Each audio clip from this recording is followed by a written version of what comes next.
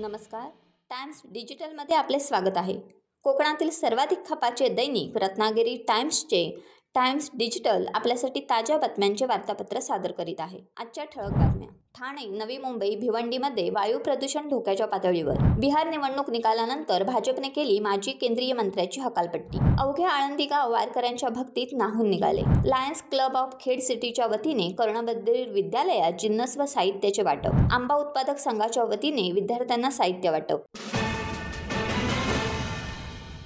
महाराष्ट्रात हिवाळ्याचे आगमन होताच राज्यातील प्रदूषणाची स्थिती झपाट्याने बिघडली आहे.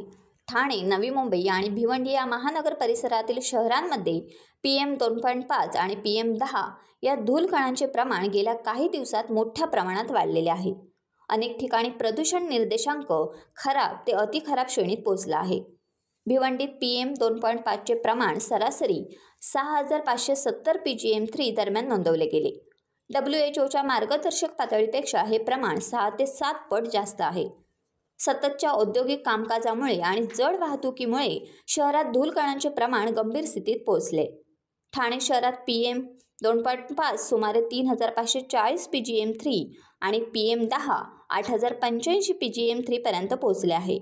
वाढत्या वाहन चळवळींमुळे, बांधकाम प्रकल्पांमुळे आणि हवेतील स्थिरतेमुळे ठाण्यात प्रदूषण वाढल्याचे पर्यावरण विभागाचे निरीक्षण आहे. नवी मुंबईतील अनेक भागात AQI खराब श्रेणीत नोंदवला गेलाय. या शहरातील औद्योगिक पट्टा आणि वाहतुकीच्या तीव्र वाढीमुळे हवेतील धूलकणांचे प्रमाण वाढत आहे. बिहार निवडणूक निकालानंतरच लगेचच भारतीय जनता पक्षाने एक मोठे शिस्तभंगाचे पाऊल उचलले. माजी केंद्रीय मंत्री RK सिंह यांना पक्षातून निलंबित केले. पक्षाने एक अधिकृत पत्र जारी करून स्पष्ट केले की सिंह यांच्या सततच्या वादग्रस्त आणि पक्षांतर्गत वक्तव्यामुळे ही कारवाई आवश्यक होती. RK सिंह अनेक दिवसापासून NDA नेतृत्व, उमेदवार आणि बिहार सरकारवर गंभीर आरोप करत होते. त्यांनी युतीच्या काही उमेदवारांच्या विश्वासार्हतेवरच प्रश्नचिन्ह उपस्थित केले नाही, तर सार्वजनिक व्यासपीठावरून लोकांना आवाहन केले की अशा लोकांना मतदान करण्यापेक्षा पाण्याच्या एका लहान टपक्यात बुडणे चांगले. या विधानामुळे भाजपमध्ये आणि बाहेरून तीव्र प्रतिक्रिया उमटल्या. कार्तिकी एकादशीला आळंदी येथे वारकरी संप्रदाय व भक्तांची तुफान मांदियाळी जमली होती. दरवर्षीप्रमाणे यंदाही वारकरी संप्रदाय व भाविकांनी संत ज्ञानेश्वर महाराज यांच्या समाधीचे दर्शन घेतले. आळंदीमध्ये कार्तिकी एकादशीचे मोठे धार्मिक महत्त्व आहे, जिथे पंढरपूरवरून वारकरी संत ज्ञानेश्वर महाराजांच्या समाधीस्थळाला भेट देण्यासाठी येतात. या दिवशी वारकरी संप्रदायाचे लोक आषाढी एकादशीला आळंदीहून पंढरपूरला गेलेल्या यात्रेतून परत येऊन ज्ञानेश्वरांचे स्मरण करतात. ही एकादशी मोठी एकादशी किंवा प्रबोधिनी एकादशी म्हणूनही ओळखली जाते, कारण या दिवशी भगवान विष्णू चातुर्मासातील निद्रेतून जागे होतात असे मानले जाते. वारकरी संप्रदायासाठी ही एकादशी अत्यंत महत्त्वाची आहे. बालदिनाचे औचित्य साधत व लायन प्रसाद अनंत शेठ यांच्या वाढदिवसानिमित्त Lions Club of Khed city व दापोली लायन्स क्लब यांच्या संयुक्त विद्यमाने इंदिराबाई वामन बडे कर्णबधीर विद्यालयास महिनाभराचे जिन्नस व शैक्षणिक साहित्याचे वाटप करण्यात आले. या प्रसंगी लायन्स क्लब खेडचे अध्यक्ष महेंद्र शिरगावकर, दापोली लायन्स क्लबचे अध्यक्ष अतुल मेहता, माजी रिजन चेअरमन आशिष मेहता, मनोहर जैन, जिल्हा सेक्रेटरी सुरेश चिकणे, माजी अध्यक्ष रोहन विचारे, संदीप मोरे, शिक्षक वर्ग उपस्थित होते. आणि आजच्या पंडित जवाहरलाल नेहरूंच्या जयंतीनिमित्त बाल दिन या निमित्ताने तुम्हाला सगळ्यांना छान शैक्षणिक साहित्य त्यांनी आणले आणि जेवणाच्या वस्तू त्यांनी तुम्हाला आणून दिल्या. हे सगळे आज इथे आपल्या इथे आले त्याबद्दल त्यांचं स्वागत. लायन्स क्लबचे एक सदस्य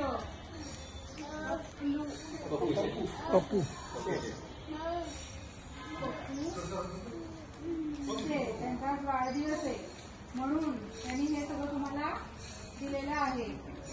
थँक्यू.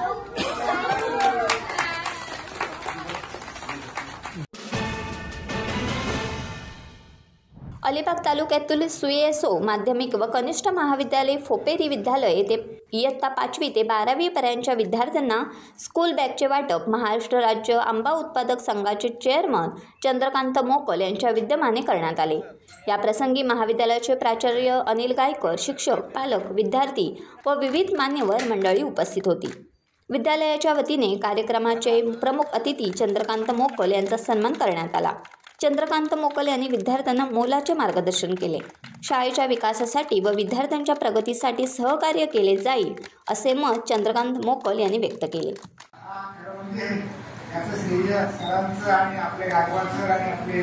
सुभाष पण मला जवळपास जून पासून बोलत होता, पण दुर्दैवानं काय झालं की